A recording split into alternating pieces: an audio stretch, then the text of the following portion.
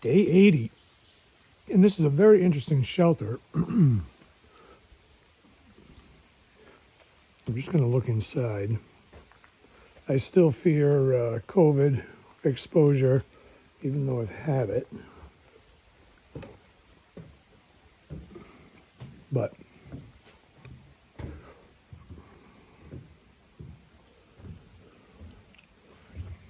double decker.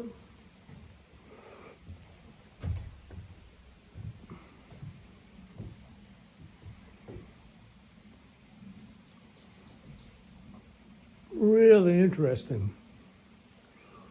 And well made and well thought out.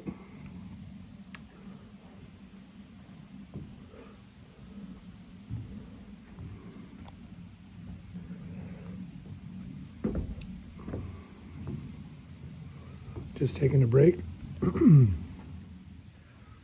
Had a good night last night. Was still kind of soggy from the day before, but a lot drier and definitely a lot warmer.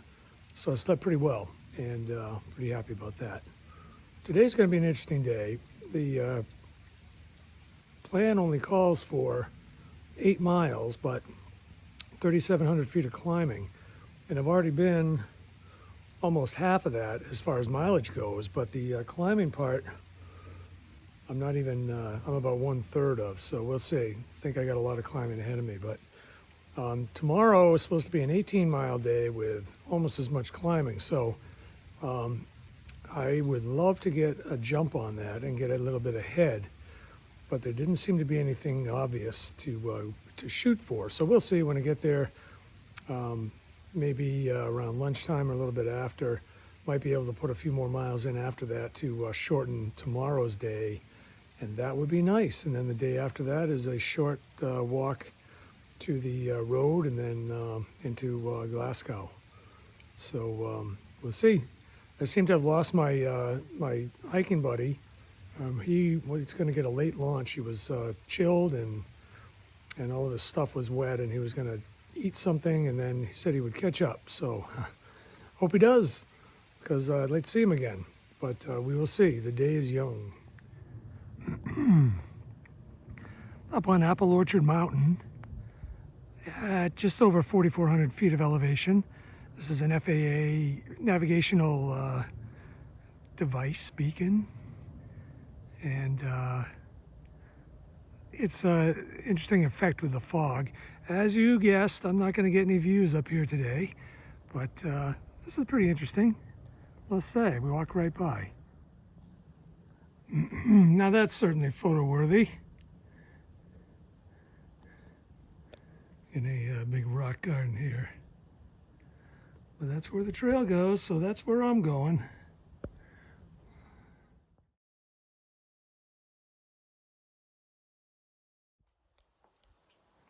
Another shot from the exit.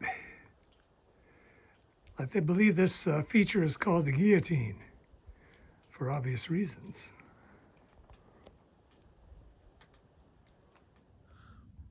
Well, I better do a wrap up before the light fades.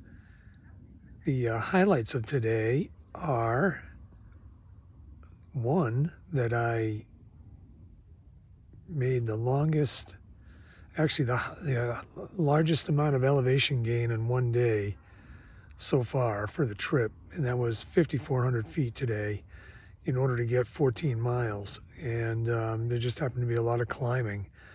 And so I had targeted for a 9-mile day with the usual 3,700 feet of climbing, which is a lot. And made that by noontime, and then decided, I could probably do a few more feet, and ended up getting to another shelter, another tent site, and it ended up to be 5,400 feet of climbing. So now I know I can do it, and it feels good. I'm tired, but not.